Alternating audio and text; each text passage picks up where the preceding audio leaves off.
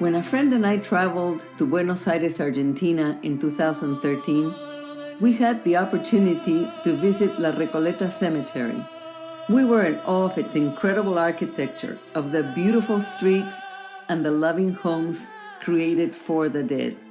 When I read the book, The Tartar Steps, in which the Bastiani Fort is a place where time and space intermingle, where barren landscapes perfectly describe desolation, and where there is purpose in purposelessness, I coupled it with my exposure in Argentina and created the City of the Dead.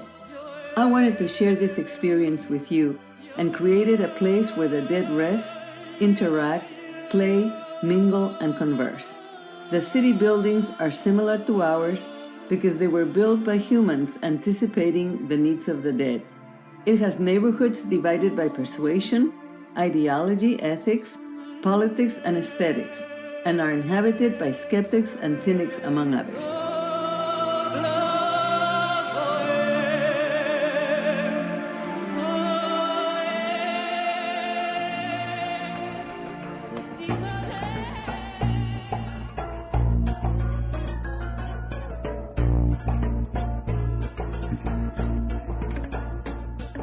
Some dead are really dead, some are not.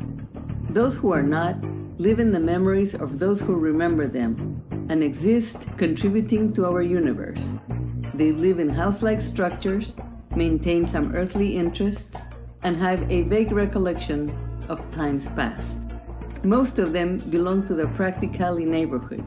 They gather, share, and exude positive energy. Others, not so dead, inhabit the rest of the neighborhoods, and their status is determined by the values they held in a former life.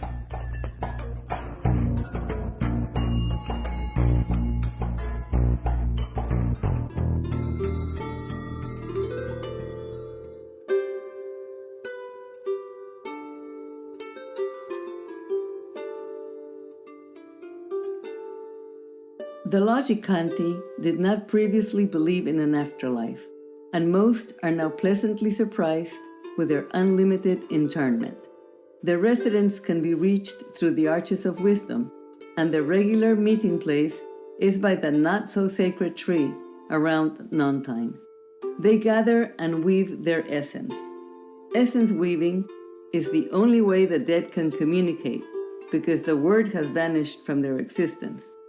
It requires great effort to weave their thoughts onto other spirits. The oldest residents have developed weaving ease, frustrating the amateurish efforts of the newcomers. Philosophers, orators, and sophists are terribly inconvenienced, causing them to retreat to their abodes in great distress.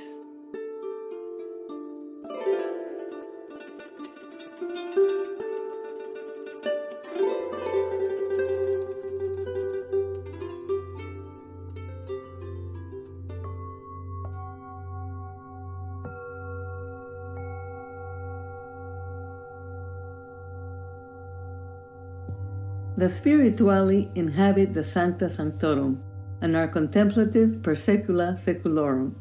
The Sancta Sanctorum is getting very crowded. Most of the inhabitants flock to these quarters because their privileged status allows them to amble without any responsibilities.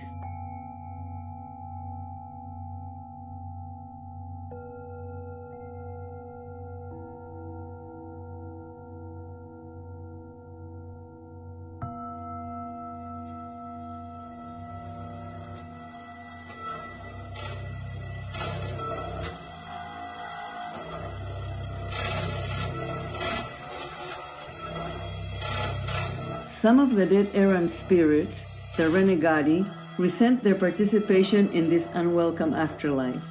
They live underground, complaining that this life negates the one truth they held in their past life. They believed in not to be. Unfortunately for them, they do not remember picket lines and the power of peaceful protest. Gandhi does not figure in the guest list.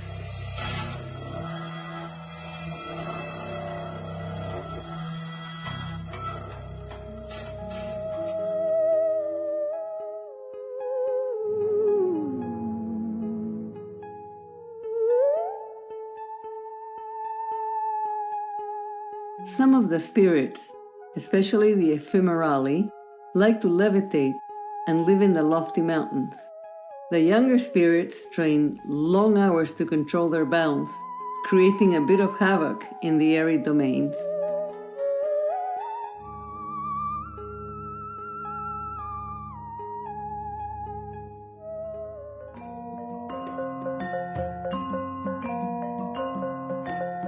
The most special place in the city of the dead is the tree of life and death. This tree houses the spirits of little children. They are placed there to mingle with the soul of the tree, and thus contribute to the perpetuation of the human species.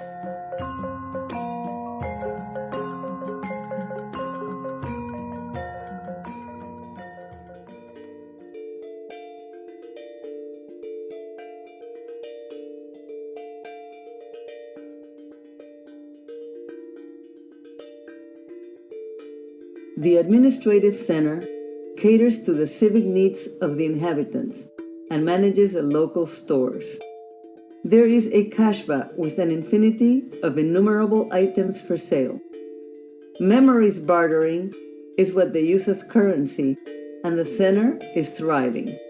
The most popular items are aura training manuals, hope, patience, and acceptance.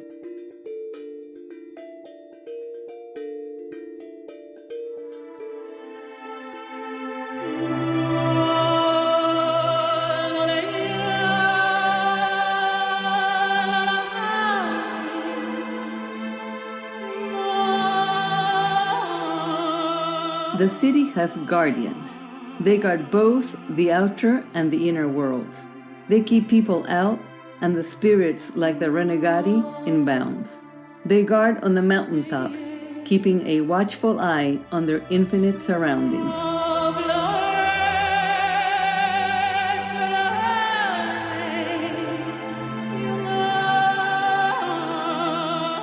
This sculpture has been created to stimulate your imagination and your senses, and hopefully to create a harmonious environment for the city of the dead inhabitants.